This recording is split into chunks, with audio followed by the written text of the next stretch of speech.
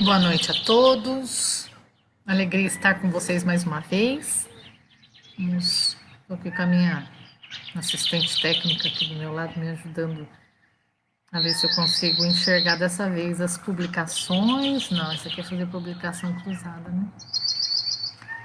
É que a última live que eu gravei eu não consegui ver os comentários de vocês, tá, gente? Eu vou tentar ver se eu consigo enxergar os comentários agora para a gente interagir um pouquinho. Enquanto isso, vamos aproveitando o canto dos passarinhos, acalmando o nosso coração para a gente se preparar para a nossa prece.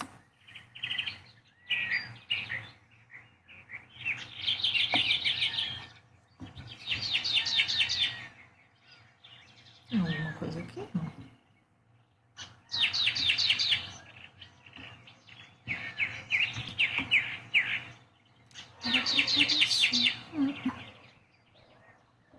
Será que consegue colocar aqui para mim?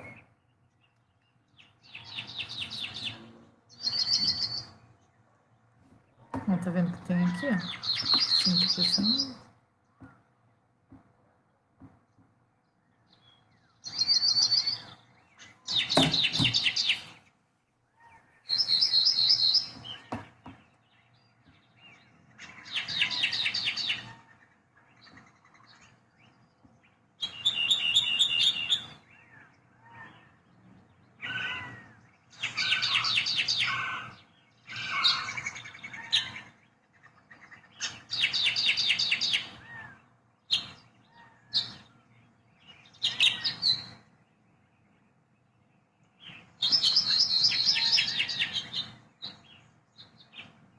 Não tem problema, se você puder pegar um outro notebook para colocar para mim, eu consigo acompanhar no outro, pode ser? Não atrapalha na música? Porque eu vou ter que tirar o som daqui, né? Senão vai reverberar aqui, né? Eu acho que sim. Bom, vamos lá então para a nossa prece inicial. Vamos fechar os nossos olhos, pensar em Jesus, acalmando os nossos corações,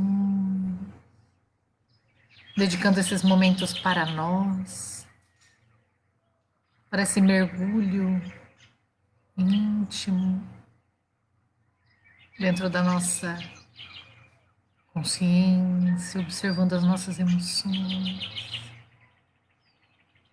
respirando profundamente.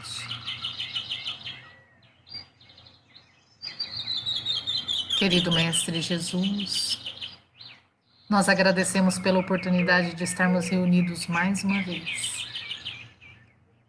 Agradecemos a presença dos bons espíritos, amigos espirituais, encarregados deste trabalho. Agradecemos a intuição e o amparo que sempre pensam, cuidando carinhosamente de cada um de nós e da nossa existência. Pedimos a Ti, Pai amado, a Tua bênção para iniciarmos os trabalhos de hoje e que a Tua soberana misericórdia se faça entre nós, através da intuição dos amigos espirituais e do alívio e consolo a todos que se unem a nós nestes momentos, através da reflexão, através dos estudos e da união de corações. Que assim seja.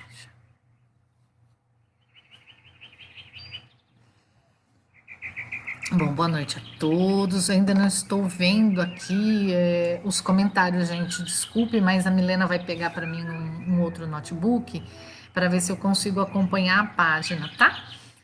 Os comentários num outro notebook entrando na página.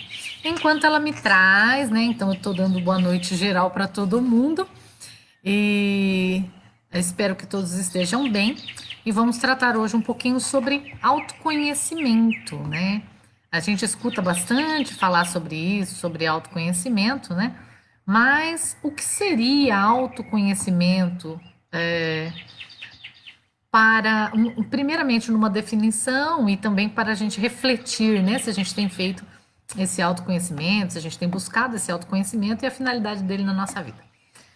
Para a gente começar, então, hoje, eu vou contar para vocês a história de uma evangelizanda minha, né, que há muitos anos atrás nós estávamos num momento de evangelização e nós fizemos algumas reflexões todos juntos, né? E chegou um determinado momento que essa evangelizando, a gente falando sobre as emoções, sobre os nossos pensamentos, sobre a forma como nós agíamos diante das contrariedades dos outros aos nossos interesses, né? E essa evangelizanda então relatou pra gente que ela tinha ficado muito brava com uma amiga, e isso era comum, todos os evangelizandos ali estavam muito bravos também pela mesma situação, já tinham vivenciado uma situação igual, né? Porque uma amiga de classe tomou o lugar dela, né, na sala, né? Então ela tinha um lugarzinho dela lá, a cadeirinha dela, e quantas vezes isso já não aconteceu com todos nós, né, na juventude, na infância, quando nós tínhamos ali os nossos lugarzinhos prediletos ali dentro da sala de aula, e alguém de repente chega e pega o nosso lugar, né? E ela relatou que ela se sentiu muito afrontada, né? Que ela ficou muito brava por ter sido roubado ali, né, entre aspas, o seu lugar, né? Ela ficou muito chateada, mas ela falou que, segundo a concepção dela, a autoanálise dela, ela disse que ela não. Nós perguntamos, né, mas o que você fez, né? Aí ela falou que ela sabia que não seria apropriado, não seria adequado brigar com a menina, então ela se controlou, respirou profundamente e sentou. A princípio, essa ideia, essa colocação trazia para ela e para quem estava ouvindo a ideia de que ela tinha ali uma serenidade de espírito para vivenciar as dificuldades, né? Mas quando nós fizemos uma outra pergunta para ela, ela percebeu então que não era bem assim. Nós perguntamos assim para ela: e se fosse a sua irmã que tivesse feito isso? E aí ela disse assim, na hora ela tomava uma bordoada. Então aí nós perguntamos, então por que você não deu uma bordoada na sua amiga de escola? E aí então ela percebeu que na verdade, o motivo real pelo qual ela não havia dado uma bordoada na amiga é porque ela se sentia ali numa situação de risco, ela poderia ter prejuízos, né, com aquilo, né? Então ela poderia sofrer consequências que ela não queria para ela e aquilo era socialmente inadequado, né? Então, na verdade, não era porque ela tinha tolerância, não era porque ela compreendia a conduta do outro, não era porque ela já tinha um pleno domínio sobre suas emoções, né? Porque ela era calma, serena, ou sabia repartir ou dividir, né? Os motivos reais não eram esses. Os motivos ela tinha outros interesses que poderiam, sociais, né? Ali que poderiam ser atingidos. E aí ela até falou: eu iria para a diretoria. Então, só não fiz, só não bati, só não briguei, só não esperneei, porque eu ia para a diretoria, porque eu ia ter conflitos com amigos ali e eu não queria sofrer essas consequências, né? Então, nesse momento, nós refletimos muito sobre isso, sobre os reais motivos pelos quais nós fazemos temos uma outra ação. E que muitas vezes a gente coroa ali de virtude, e na verdade não é necessariamente uma virtude, mas um jogo de interesses, né? Que a gente esconde da gente mesmo. Por isso a importância do autoconhecimento. Porque muitas vezes nós ficamos iludidos conosco mesmo, não é com os outros, né? E é interessante que daí, num outro momento, nós perguntamos para os jovens também, né? E trazemos essas reflexões para nós, como evangelizadores também, adultos. Se você tivesse poder, um poder inquestionável, como um rei, uma rainha, uma suma autoridade, o que você faria? Né? Quando você fosse afrontado, quando você fosse questionado, o que você faria? Se você tivesse esse poder. Porque nós, muitas vezes, é exatamente isso que aconteceu com você evangelizando. Nós, muitas vezes, tolimos determinadas atitudes em nós, não porque já estamos vibrando nas grandes virtudes, mas porque nós não temos, não nos sentimos seguros de adotar ali uma outra conduta diferente daquela que vai atingir alguns interesses para a gente. Nós não somos transparentes. Isso não significa que nós devemos sair por aí, né, verborreicos, né, e falando tudo o que pensamos e agredindo as pessoas. Muito pelo contrário. O que nós estamos tentando refletir aqui seria a importância de autoconhecer, né? Nos autoconhecer, de conhecermos a nós mesmos. Quais os reais motivos que nos levam a determinadas escolhas, para que a gente consiga desvendar onde há um trabalho feito, né? Um trabalho pelo menos um pouco mais construído em nós, de virtudes, né? De luzes, e que nós podemos utilizar como alavancas de progresso e de transformação em outras faces, e aonde ainda sombras que regem as nossas condutas, né? Que ainda nos levam a caminhos que nós já racionalmente não queremos. Então, é aquele conflito, é a linha limítrofe onde se estabelece o conflito entre o homem velho, que eu não quero mais ser, e o homem novo, que eu desejo ardentemente ser. E como Paulo de Tarso dizia, não sei porquê, mas eu ainda insisto em fazer aquilo que eu já não quero mais. Parece que quando eu me pego, eu já estou fazendo aquilo que eu não queria mais, né?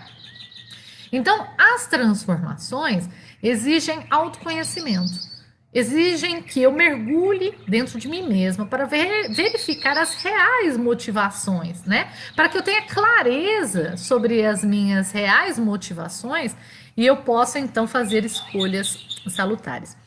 Conta a história, né, de Santo Antão, dentro aí das biografias católicas, religiosas, né, cristãs. Conta a história de Santo Antão, né, que era um santo cristão nascido no Egito no ano 251, depois de Cristo, né, que Santo Antão ele tinha um desejo de ser santo. O desejo, o alvo da vida dele era ser um santo. Então, ele passou a vida inteira se esforçando para ser um santo, né? E ele passou a vida inteira também sendo tentado pelo demônio, né? Segundo essa não é bem biografia, né, gente? Chama agiografia, né? Hagiografia, que seria essa biografia dentro das escrituras cristãs, né? Religiosas. E conta a história sobre um santo, né? E conta a história que ele passou a vida toda sendo tentado. Sendo tentado na preguiça, sendo tentado na gula, sendo tentado na luxúria, sendo tentado no tédio, né? A vida inteira ele foi tentado. Até que chegando lá perto do finalzinho da vida, o demônio desistiu de Santo Antão. Ele falou, nossa, eu desisto. Esse Santo Antão realmente não tem como. Eu não consegui derrubá-lo, demover ele da ideia de ser santo numa vida inteira. Eu tô indo embora, tô puxando a carroça, né? E o demônio, quando estava saindo, vê pelo canto do olho que Santo Antão se ajoelha e em agradecendo a Jesus, ele disse assim, né? Oh, meu Deus, eu quero agradecer ao Senhor, eu quero agradecer a Jesus, porque eu finalmente consegui me tornar um santo. Aí o demônio faz a meia volta e volta a tentar Santo Antão, que caiu finalmente no final da vida, na última das tentações, que era a vaidade, né? Até a vaidade de ser um santo, né? Então, a geografia, ela mostra exatamente esse lado oculto, né? Esse lado obscuro que nós temos dentro de nós, que muitas vezes nós colorimos e escondemos, né, de nós mesmos as nossas imperfeições. E isso dificulta muito o nosso trabalho de burilamento, de avanço, né, de lutarmos e engendrarmos esforços no sentido da própria transformação, né? Hamed, no livro Os Prazeres da Alma, um livro muito legal também, lá ele tem 2 capítulos tratando do autoconhecimento. E Hamed traz assim que nós precisamos desenvolver gradativamente o respeito aos nossos semelhantes para que a gente consiga impedir que esse lado obscuro que nós temos, né, que nós encobrimos, que nós não queremos nem nós mesmos enxergar, venha a fazer projeções triviais e levianas sobre os outros das nossas próprias deficiências, né? Então eu começo gradativamente através desse processo de autoconhecimento a desenvolver respeito pelos semelhantes, a começar a desenvolver a limitação, a encontrar o limite daquilo que é meu e daquilo que é do outro, para que eu não fique fazendo projeções levianas sobre os outros, e aí então eu começo a me sentir vítima do outro, vítima das circunstâncias, e deixo de assumir a postura de gerenciamento e administração da própria existência e da própria transformação.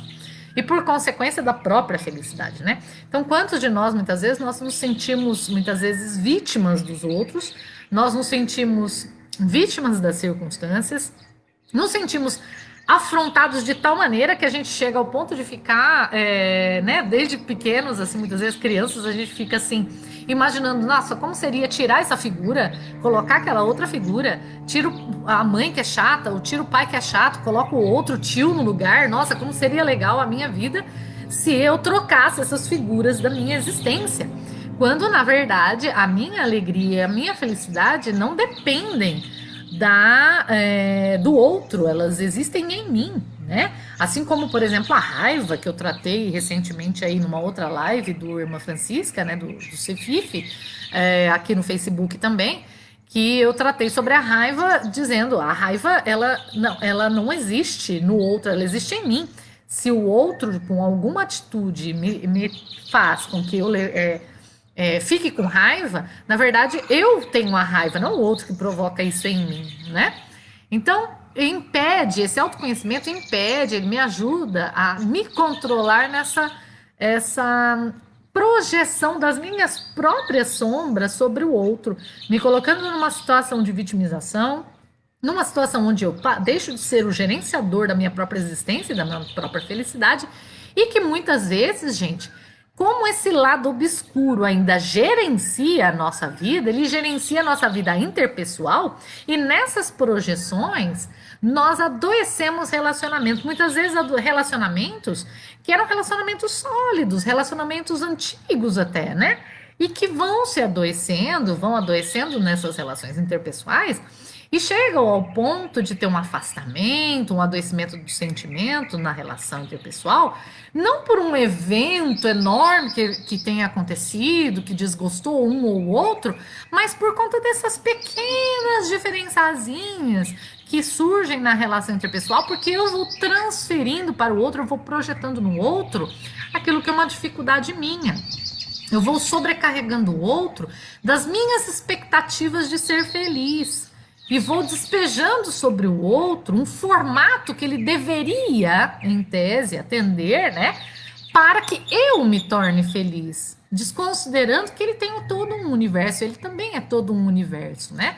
Também é um espírito cheio de histórias, um espírito com suas pretensões, com seus projetos, também desejando ser feliz, né? E que a nossa felicidade pode coexistir.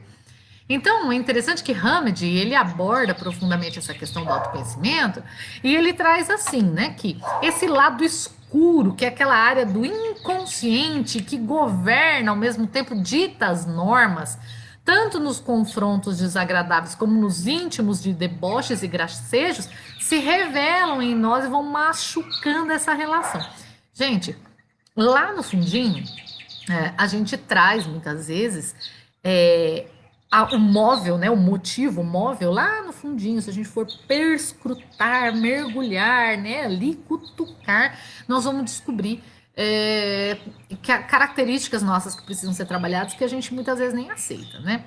Então, um exemplo, por exemplo, seria o machismo, né? Hoje a gente tem tentado combater o machismo através de uma série de movimentos, né? A gente tem hoje avançado muito enquanto sociedade na busca dessa igualdade. Não sem máculas, evidentemente, nós estamos engatinhando na compreensão do que seria realmente uma igualdade, né? Respeitando as diferenças naturais, biológicas, sociais, de funções entre homens e mulheres. Mas, por exemplo, é muito comum a gente ver aí uma manobra errada no trânsito e a gente procurar já logo com o olhar se saber se é um homem ou uma mulher. Que diferença isso faz? Né? Se é um homem ou se é uma mulher, não é a característica sexual, não é a definição sexual de alguém que define como essa pessoa tem perícia maior ou menor no trânsito, na direção de um carro. Não é isso que define. Mas por que que nós ainda buscamos muitas vezes isso? E aí existem aquelas piadinhas, só podia ser a mulher no volante. Porque no fundo, nós ainda carregamos esses preconceitos, né? Esses machismos que muitas vezes nos favoreceram, outras vezes nos afrontaram dentro das inúmeras reencarnações, onde vamos transitando nas experiências na sexualidade, ora como homens, ora como mulheres, porque o espírito não tem sexo, né, gente? O espírito não tem sexo. Então, nós vemos que muitas vezes nós temos lá no fundo um preconceito, nós temos uma tendência à discriminação, nós temos uma tendência ao machismo, né? Nós temos uma tendência, por exemplo, à vaidade, como no Santo Antão, né? Uma tendência a buscarmos o poder, a transitarmos na superfície dos relacionamentos, sem mergulharmos mais profundamente nos sentimentos, sem desdobrar esses relacionamentos em afetos mais profundos, em desenvolvimento de sentimentos reais, porque nós ficamos ali transitando nos nossos interesses, lá escondendo os nossos fundos, né? E é interessante, gente, que esse mundo oculto, ele manda uma mensagem na qual a gente se comunica com os outros, tanto vibratoriamente, quanto dentro das linguagens que nós utilizamos na expressão, nos pequenos debochezinhos, nas piadinhas, nas entrelinhas.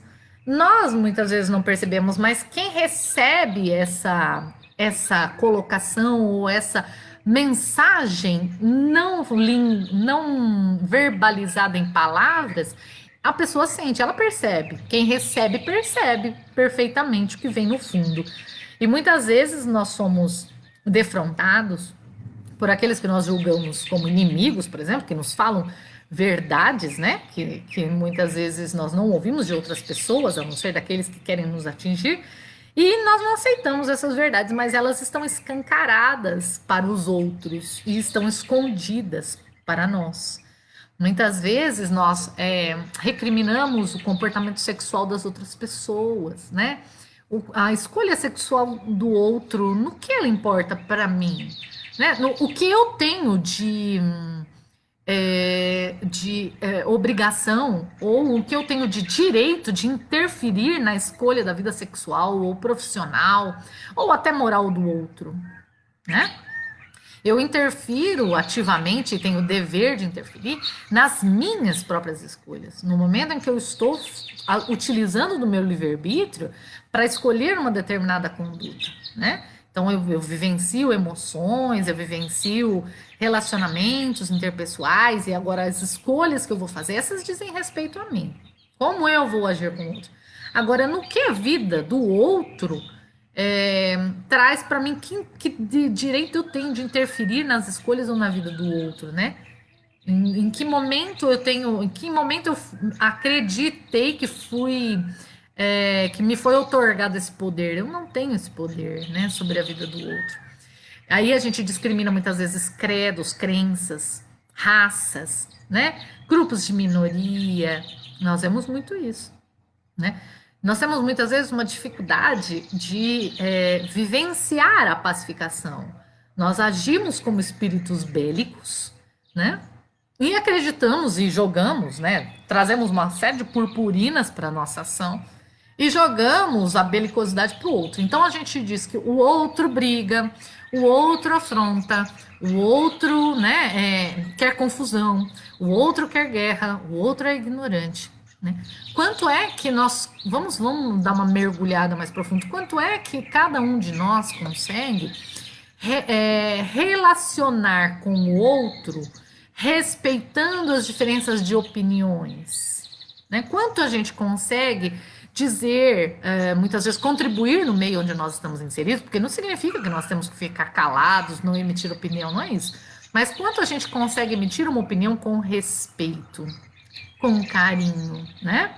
Então, quanto a gente consegue, por exemplo, numa rede social, emitir uma opinião diferente da do coleguinha, sem afrontá-lo, sem humilhá-lo, sem denegri-lo, né? Sem transparecer, nem que seja nas vírgulas da frase, esse intuito de belicosidade, de briga e de inaceitação, de não aceitar que o outro é diferente, não aceitar o diferente, não aceitar aquilo que é diferente daquilo que eu acredito como correto, como moral. Porque eu quero ainda impor a moral para os outros, né? E isso acontece muito flagrantemente nos relacionamentos. Agora, nas redes sociais, isso ficou escancarado, né? Aquela intolerância com a posição política do outro, a intolerância com a ideia de moralidade do outro, né? Nós perdemos muitas vezes a objetividade. Perdemos a objetividade de tratar as coisas com a justeza dos fatos, não das minhas opiniões apenas, porque as minhas opiniões elas são válidas para mim. Pode ser que a minha opinião seja a mesma do outro, pode ser que não. Pode ser que ela seja uma opinião diferente. E por que necessariamente, né, para muitos de nós, nós temos uma posição assim, existem dois lados, o errado e o meu, certo, né? Então, quantas vezes nós fazemos isso? Nós não admitimos que o outro possa sequer estar certo, né? Agora, partamos da ideia de que temos absoluta certeza de que o outro lado está errado. Quando a gente está aí diante de uma violência flagrante, de alguma coisa assim, né? Bom, aí, qual é o nosso papel diante do outro? Muitas vezes a gente vai querer catequizar os outros, vai querer moralizar a conduta alheia e não olhamos que nós fazemos exatamente a mesma coisa ou naquele exato momento estamos sendo tão agressivos quanto a agressividade que a gente condena, né?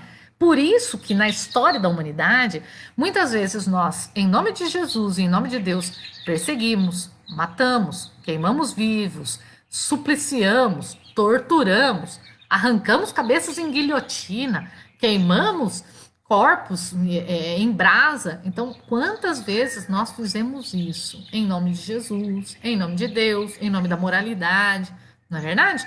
Nós arrumamos uma forma de dourar, de tacar purpurina, a purpurina dos princípios filosóficos, a purpurina das crenças moralistas e salvacionistas, né? Então, em nome de salvar uma determinada moralidade, em nome de salvar a igreja, em nome de salvar o bem, em nome de Jesus, nós crucificamos, matamos, flagelamos, torturamos.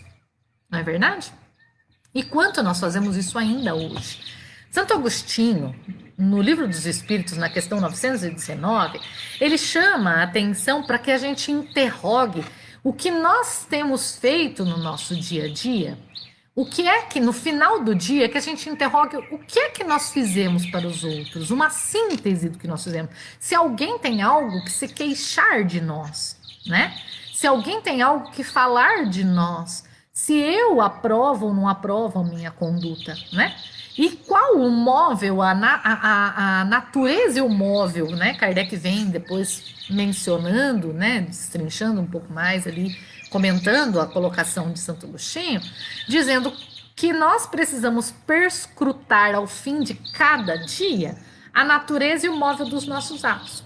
Esse é o processo de autoconhecimento, de buscar o que é que eu fiz, uma síntese do que eu fiz, né? Como se fosse um balanço empresarial, que muitas vezes a gente faz balanços empresariais com a maior tranquilidade, né? Então, assim, olha, entrou isso de dinheiro, saiu aquilo, os compromissos são esses, são aqueles, eu posso cortar essa ou aquela despesa, né? Eu posso buscar outra fonte de renda maior para ampliar o ativo da empresa, nós fazemos isso com a maior naturalidade. Mas nós não usamos a mesma dedicação, o mesmo impulso de transformação e de progresso para as nossas riquezas espirituais, para o nosso próprio processo de iluminação. Então, Kardec e Santo Agostinho falam ali que nós precisamos, ao fim do dia, fazer esse balanço. O que é que nós fizemos? O que é que nós mesmos aprovamos de nós? O que é que nós mesmos nos orgulhamos nas nossas ações? Se alguém teria algo ruim a dizer a nosso respeito, a reclamar das nossas ações, né? E o que é então que eu posso fazer para melhorar no dia seguinte, para vigiar, né? Para seguir a orientação de Jesus, né? De orar e vigiar para não cairmos em tentação, né? Mas aí Santo Agostinho, ele faz uma observação muito interessante. Ele fala assim: como nós temos esse hábito, esse ímpeto de tentar dourar com princípios filosóficos, moralistas, salvacionistas, as nossas próprias condutas que vêm automaticamente, ou seja, dos automatismos do nosso lado escuro, do inconsciente, será que nós vamos ser bons julgadores da própria conduta? Porque é isso, né? A gente pode começar a trazer purpurina para as nossas ações e no fim do dia, na hora de fazer esse balanço, a gente se exonera de qualquer coisa, não é verdade?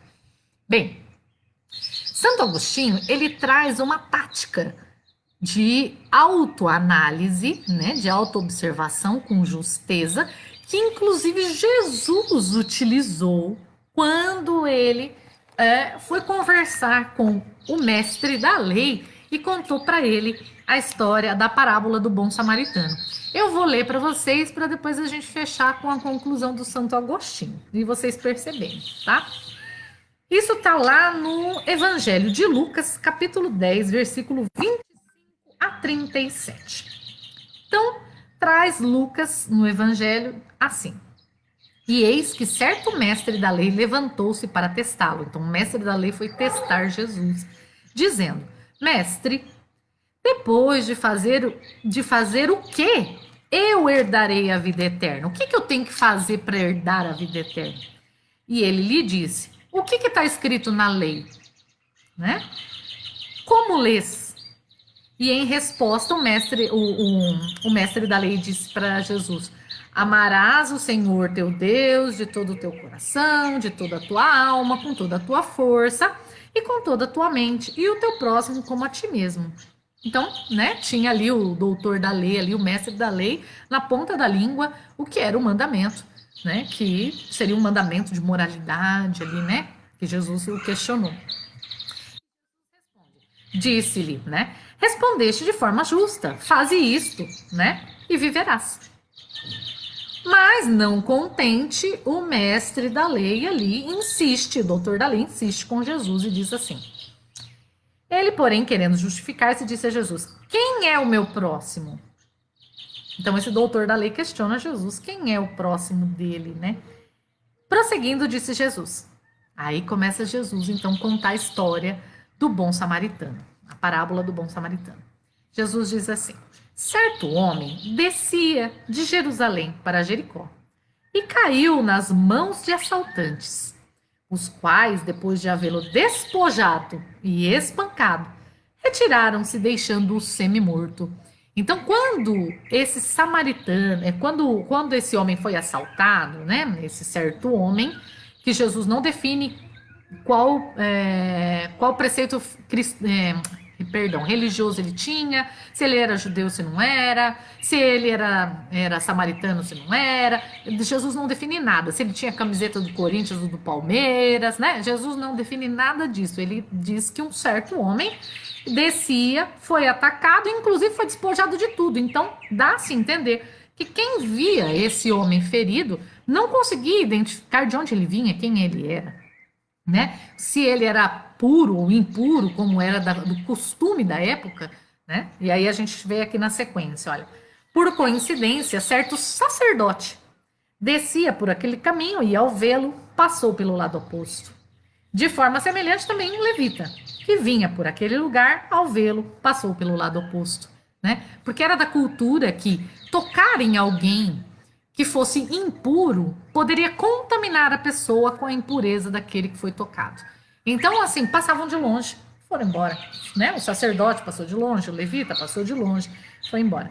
Certo samaritano, em viagem, veio até ele e, ao vê-lo, compadeceu. E aproximando, atou. Olha só, compadeceu-os. A compaixão, né? E aproximando-se, atou os ferimentos dele, derramando óleo de oliva e vinho. Após colocá-lo sobre o seu próprio animal de carga, levou-o para uma hospedaria. Cuidou dele. No dia seguinte, tirando 2 denários, né, a moeda da época, deu-os ao hospedeiro e disse: cuida dele, e o que gastares a mais, quando eu retornar, eu te pagarei. E aí então Jesus pergunta ao doutor da lei: qual destes três, o sacerdote, o levita ou o samaritano? E aqui tem toda uma questão cultural, né? Porque Jesus estava indo para Jerusalém e ele então passa pela Samaria, não é recebido em hospedagem, os apóstolos ficam, né, chateados ali, né?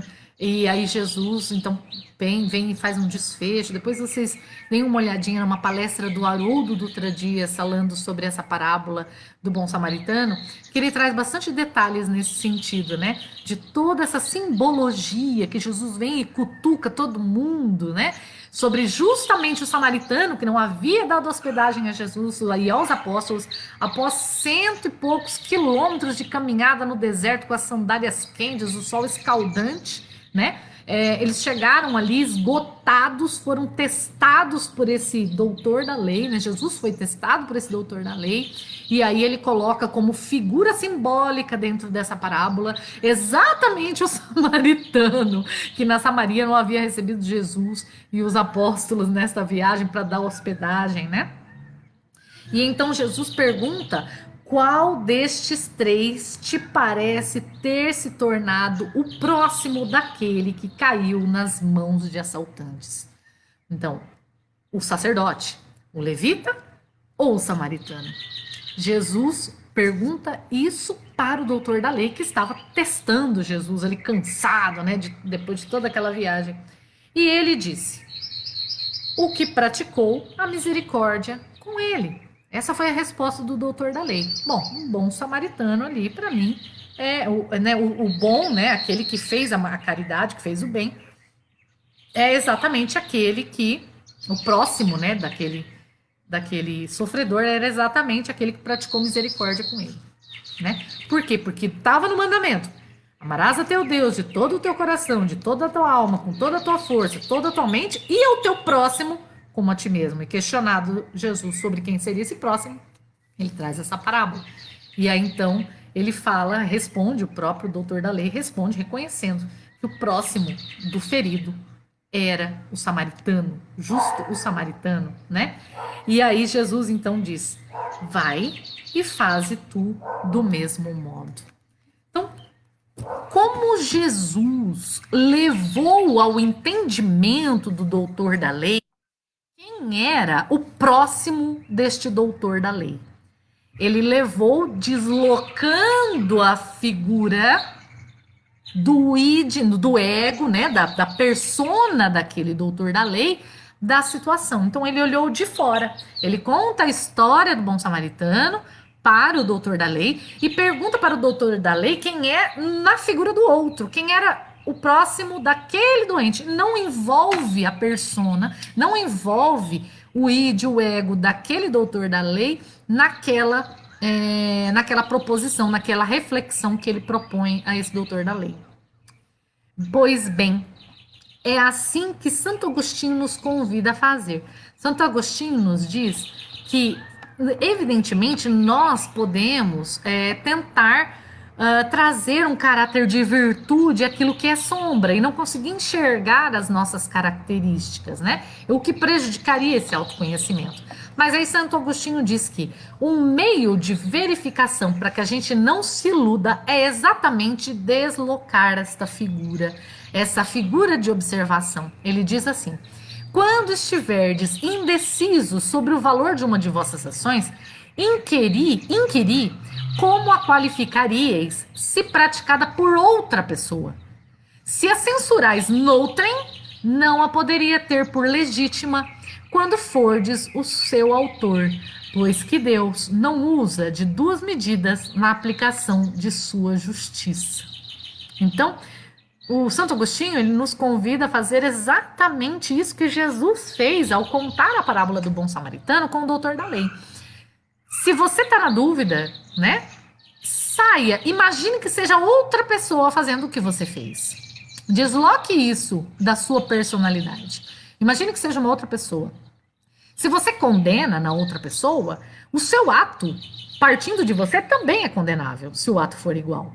Porque Deus não tem duas medidas. Deus é justo. A lei é uma só para todos nós, né? Então, se eu condeno na conduta do outro, a minha também é condenável. Em contrapartida, se eu aprovo na conduta do outro, a minha também é aprovada.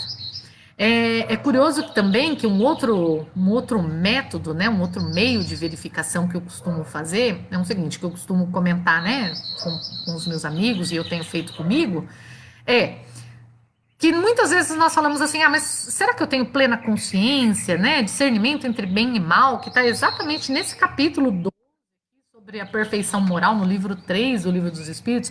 Será que eu tenho um mergulho de consciência suficiente, pleno, para ter essa dimensão do que seria correto ou errado, né? E é muito curioso que quando a gente diz assim, o que Jesus faria no seu lugar, a gente consegue a resposta na hora. É que a gente também já tem no gatilho ali prontinho assim, mas Jesus é Jesus. Mas a gente não pode se esquecer que o Espírito da Verdade, no Livro dos Espíritos, nos traz Jesus como modelo de perfeição para este planeta. Então, Jesus é o nosso modelo. Deus não mandaria para a gente um modelo inalcançável, um modelo que a gente não consegue seguir. O modelo é aquele que serve de padrão para que a gente siga os passos. Então, nós podemos e devemos seguir. Santo Agostinho adverte ainda que se a gente fizer esse exercício de autoconhecimento todas as noites antes de dormir e pedir sinceramente a Deus o amparo e aos bons espíritos o amparo para que a gente consiga no dia seguinte superar a nós mesmos e termos clareza das nossas ações, a ajuda divina não falhará. Santo Agostinho traz bem assim, gente, que a ajuda divina, Deus o assistirá. A ajuda divina é certeira, porque o que quer o nosso Pai de cada um de nós? Que a gente consiga ser feliz, que brilhe a nossa luz, que sejamos luz, né? E que nós possamos alcançar, né, esse processo de iluminação, não sozinhos, mas como na convivência, né, nas interrelações, no trato com o outro, através do amor, através do afeto, através das nossas mais puras expressões, nossos mais belos perfumes e flores para o mundo, né? O que quer Deus senão que a gente seja feliz e que a gente avance, que brilhe a nossa luz, né?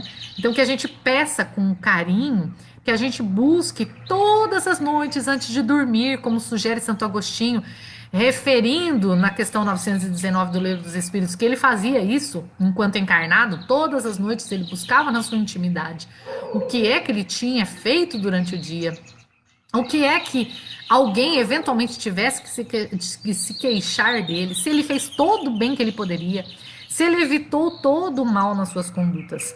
Que a gente faça, siga esses conselhos de Santo Agostinho, de Kardec, do Espírito da Verdade, e que a gente conte com o auxílio de Deus, porque sim, brilhará a nossa luz através desse exercício contínuo, disciplinado de autoconhecimento. Era isso por hoje, pessoal. Espero ter ajudado aí nesse comecinho de trabalho, né? Lógico que o intelecto é importante, mas nenhum trabalho se faz sem... nenhuma transformação se faz sem muito trabalho, sem muita vivência. Então, que esse autoconhecimento nos sustente para as vivências do dia a dia. Que Jesus nos abençoe. Eu quero agradecer aqui agora, eu abri numa outra página, né? Quero agradecer aqui o pessoal que eu tô vendo aqui os comentários, né? A Márcia Oliveira, obrigada, Márcia, por estar com a gente. Angélica, a Jurema, Patrícia Gomes, o Patrícia, que saudade de você. Lili Pérez, Paula Turino, Adriana Caramês, Marise Souza, a Ana Maria. Pessoal, muito obrigada pela presença de vocês. Que Jesus nos abençoe, que sigamos sempre juntos. Vamos para as nossa prece final e a nossa vibração? Vamos então fechar os nossos olhos, pensar numa natureza bem bonita.